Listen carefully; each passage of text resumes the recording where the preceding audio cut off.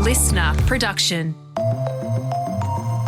Hi, Sacha Barbour Gatt with you. Welcome to The Briefing. After a week of controversy following the axing of Australian-Palestinian academic Dr Randa Abdel-Fattah, Adelaide Writers Week was sensationally cancelled yesterday. The whole saga has sparked a broader conversation about the future of free speech in Australia. If people are going to be offended, then it doesn't leave much room for others to speak frankly and fearlessly about touchy issues. A deep dive into whether we can regain the art of having tough discussions respectfully is coming up in the second half of this episode. First, though, let's get into the headlines with Chris Spiru. It's Wednesday, January 14. ASASH, Australia's biggest neo-Nazi group, says it's disbanding ahead of a major crackdown on racial vilification, hate speech and anti-Semitism. Anthony Albanese yesterday announced the details of his government's wide-ranging bill in the wake of the Bondi terror attack, with plans to make it easier to designate organisations as prohibited hate groups. In an internal statement posted to the group's Telegram, the National Socialist Network said it would be disbanded in full by Sunday night to avoid its members being arrested and charged. Now, the Home Affairs Minister had already flagged the NSN and Islamist group Hizb ut-Tahrir as groups that would likely be listed as hate groups under the new laws, and that both currently operate below the threshold for charges under current legislation. Now, the announcement by the neo-Nazi group is being met with scepticism, with Australia's Security Chief Mike Burgess saying they'll be keeping a close watch even once the NSN disbands. Yes, there is a risk they go underground, but our job is to find the people who are hiding themselves in society, and we're good at that. Meantime, it looks like there's more infighting within the coalition on the way as MPs prepare to debate the laws next Tuesday. Specifically, members of the Liberals are split over the proposed laws that would make it a criminal offence to incite or promote racial hatred that sparks fear of intimidation, harassment or safety. Some within the party are worried about the implications for free speech if that were to be legislated. Others, meantime, are looking at the optics of how to oppose any of the new laws for being rushed, given how much the coalition pushed the Prime Minister to act after Bondi. Unfortunately, Chris, we've seen this once again devolve into a messy political issue rather than something that needs to be addressed, which is, hate speech and anti-Semitism in this country. Now, Albanese has recalled Parliament 2 weeks early to debate the new laws, and that'll happen next Tuesday with the hopes of passing them on the same day. The week will kick off, though, with the hearing of condolence motions for the 15 victims of Bondi on Monday, and that was something Labor and the opposition have managed to find unity on. Overseas now, Donald Trump's urging Iranians to continue protesting, promising those involved in violent crackdowns that they will pay a big price. Taken to Truth Social this morning, the US president says he's cancelled all meetings with Iranian officials until the, quote, senseless killing of protesters stops, adding, quote, help is on its way, as well as a call to make Iran great again. Thousands of people are feared dead as Iranian authorities continue to violently crack down on anti-government protesters across the country. Now, these protests are now stretching into their third week, with reports of public hangings scheduled this week. While the exact number of those dead is not known, one Iranian security official says at least 2,000 people have been killed, with more updates expected now that some people in Iran can make phone calls outside the country. So there's been this partial lift of the telecommunications blackout that the regime imposed, but the ban on the internet is still ongoing. Yeah, and we don't know exactly what help the US is offering. They are yet to announce any military action, but they have announced sanctions. Trump yesterday promising to impose 25% tariffs on countries trading with Iran. Now, that's a move that's angered China, which is Iran's leading export partner. But the US is not entirely alone here. The UK this morning announced sanctions targeting Iran's key industries like finance, energy, transport and software. And that's also something the EU says it will propose in the coming days as well. Acclaimed Australian author Craig Silvey has been charged with possessing and distributing child exploitation material. The 43-year-old fronted a WA court yesterday afternoon following a raid on his Fremantle home on Monday, during which detectives say they found him allegedly actively engaging with other child exploitation offenders online. Silvey was not required to enter a plea and was granted bail.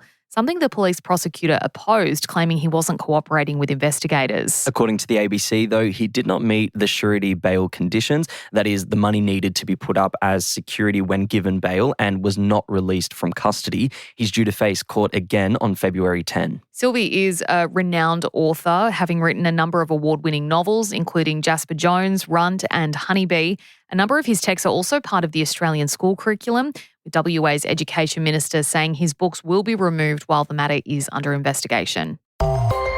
More than 57,000 hectares of habitat belonging to some of Australia's most threatened species was cleared in 2025, according to a damning new report.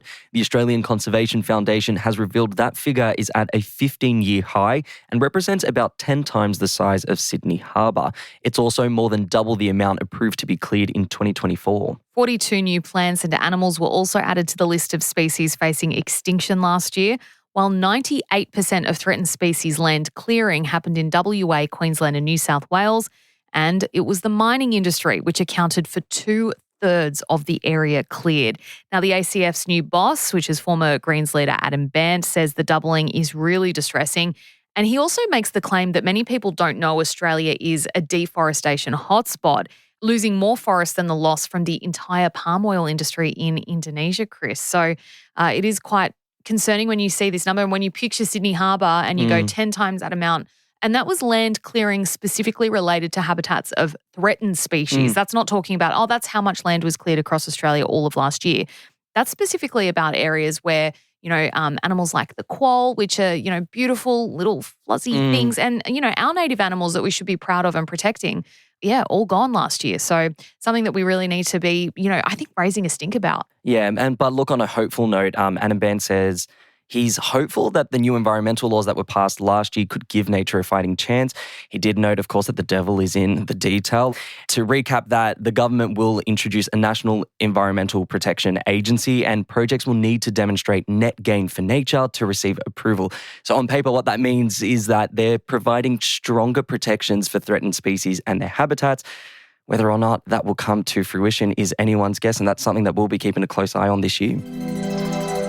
And controversy in the Stranger Things world. The creators, the Duffer Brothers, are being accused of using ChatGPT to help write the final season.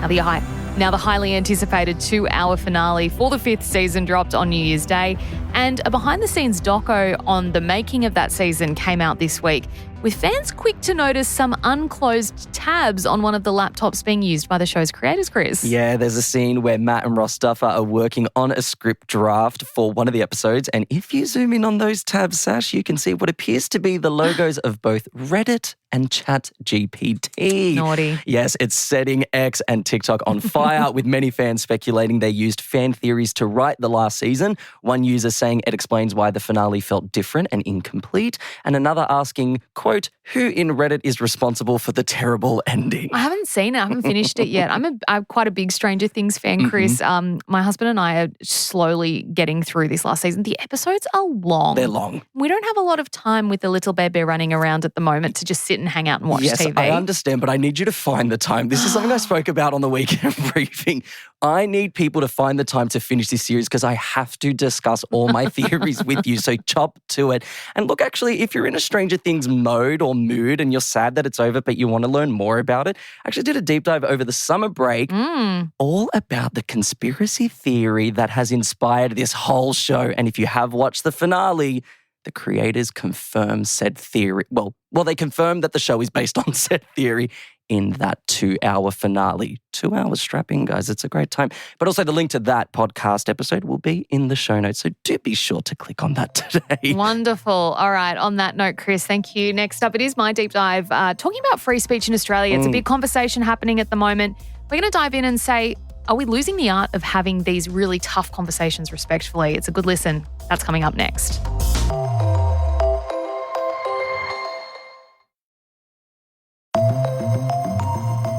While we don't have the right to free speech in Australia enshrined in law, there's no doubt it is a value held strongly and passionately by people who call it home.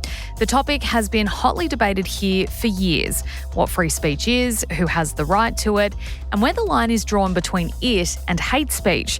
But the conversation has really ramped up in the last week amid the axing of a Palestinian Australian author and academic from the Adelaide Writers Week.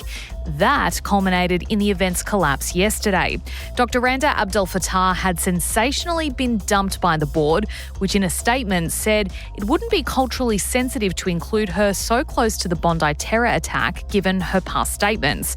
Now, for some background, they don't specify what statements, but Abdel-Fattah has publicly called for the decolonisation of Israel, labelling it a murderous Zionist colony, and also posted an image of a Palestinian paratrooper the day after the October 7 attack on Israel by Hamas.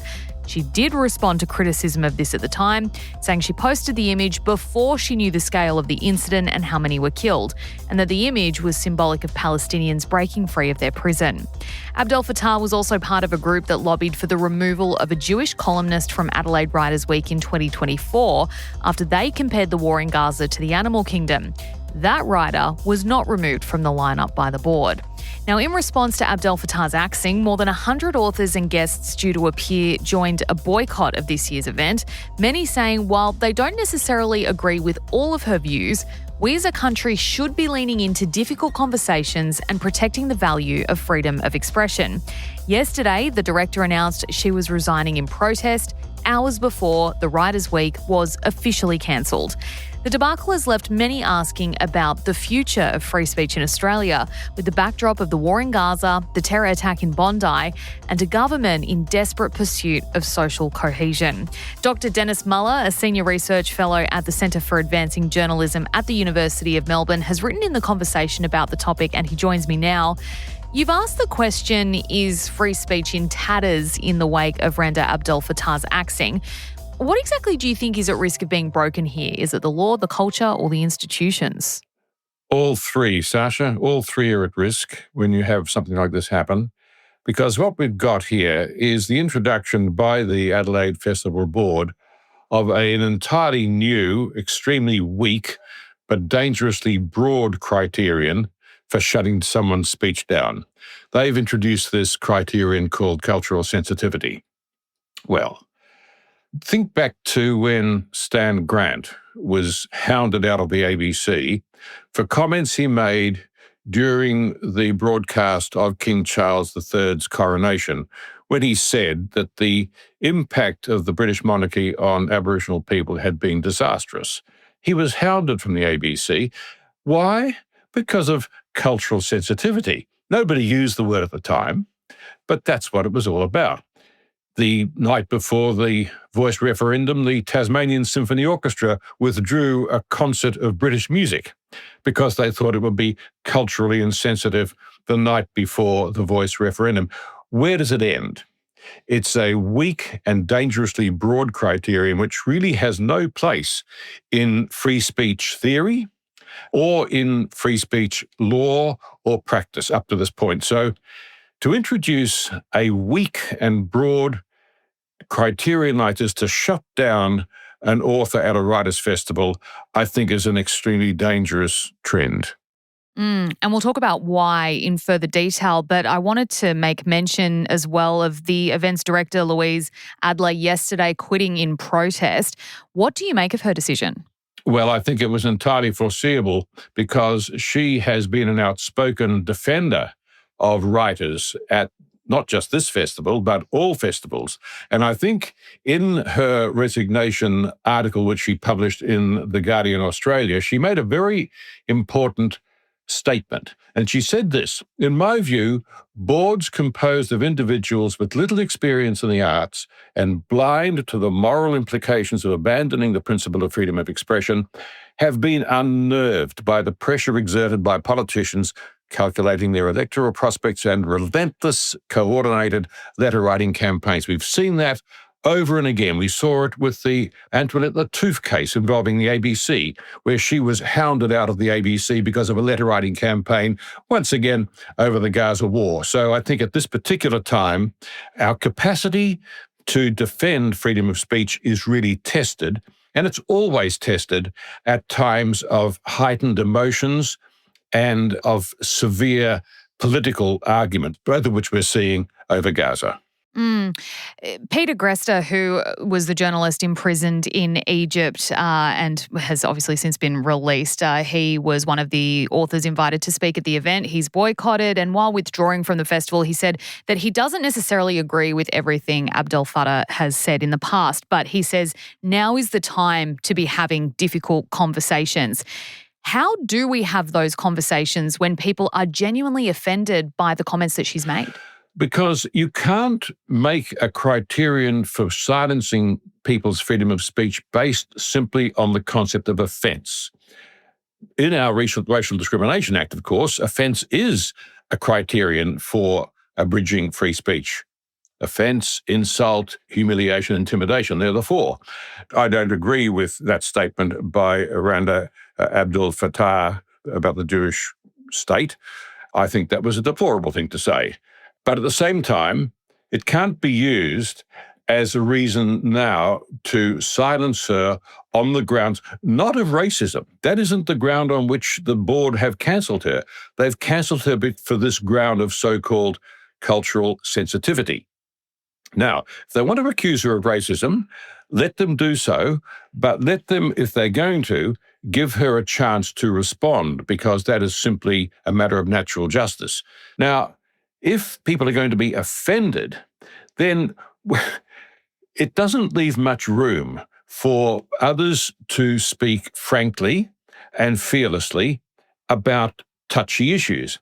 The question, I think, becomes, how do we hold together what is called the grey zone? And I think Peter Grester made a very good point about this in that article.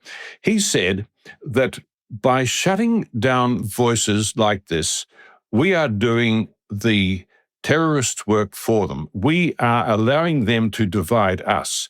And he spoke about the manifesto of Islamic State, which is to destroy what is called the grey zone. The grey zone is a metaphor for the area between black and white, if you like, where in a democracy we can have a civilized conversation where there are competing views. Now, if we weaken or if we shrink the grey zone, we shrink our democracy. I want to talk about the federal government's anti-Semitism actions.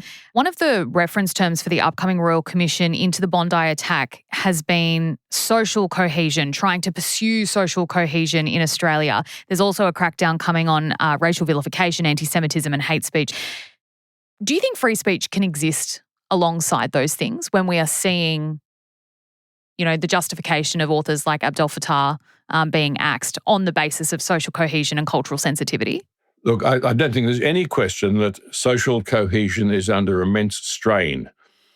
And that's partly because of events that are happening at the moment and will not last forever.